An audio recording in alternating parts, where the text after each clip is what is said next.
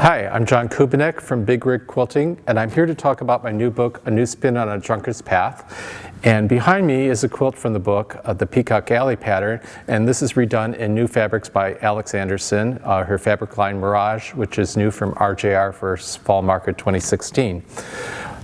When I'm working with curve piecing, I like to use commercial templates, and I've used the ones from Marty Michelle in the book, but you can also use templates made out of template plastic, and I like to use the Visigrid template plastic from C&T Publications. And in the book there are detailed photos of how to make your own templates. But first of all, before we get into how to curve piece, there are a few things I want to talk to you about your sewing machine. If you have a needle down position on the machine, you should set it to that, because you're going to need to adjust the fabric as you sew, and the needle down will help keep the fabric in place. If you don't have that, you can use the hand knob on the machine to lower the needle when you stop. Another thing is, if you have a freehand system or a knee lift, learn how to use it, because that'll help you raise the presser foot, which you need to do to adjust the fabric. If you don't have that, you might be able to adjust your machine a setting for the presser foot to stop automatically in an up position. If not, you can work it manually. If you don't have any idea of how to do some of these things, check your manual for your sewing machine or talk to your dealer. Now, a few things, the tools of the trade I want to talk about. I like to use pins that have a thin shaft, and these are some from Clover. And these are two pins that I like to use, a shorter one and a longer one. They're thin, they don't distort the fabric, and they're great in the piecing process. So now to talk about, here are our two pieces that we need to put together for our quilt. And what I do is I will fold them to find the center point. And just finger press them is great, just to find the center. And I call this the quarter circle segment and this the frame piece. And I just put them one on top of another and line up those pieces so that the center points are lined up.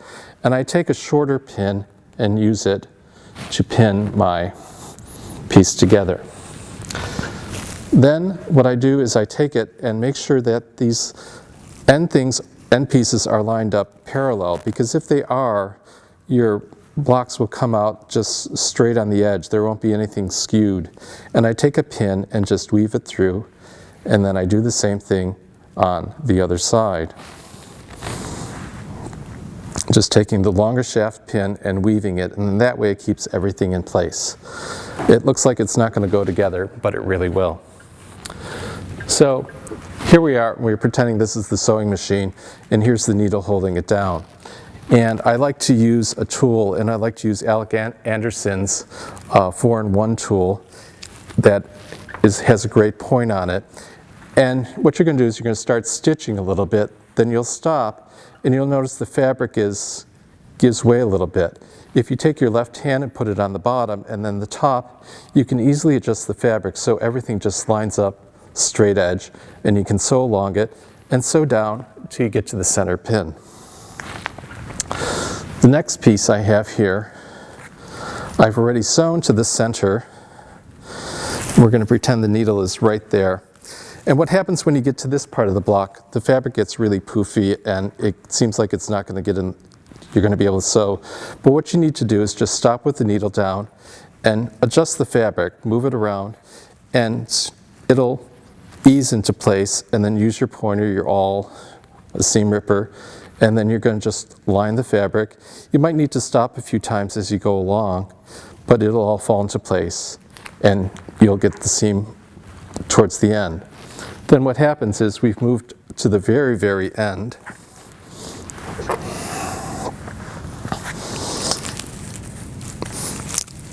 And there's just a little bit more to sew. And it gets under the presser foot and it's hard to maneuver. But if you've got this pin here, the longer pin with the pin head, you can use that to turn the fabric a little bit and have it going straight underneath the needle and the presser foot and have everything line up. And then you just press it and you will have a great Drunkard's Path block that you can use for your quilt.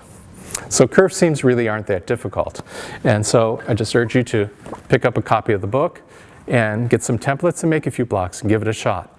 And thank you for watching, and please follow me at Big Rig Quilting at my website and on social media platforms under that name. Thanks, and happy quilting.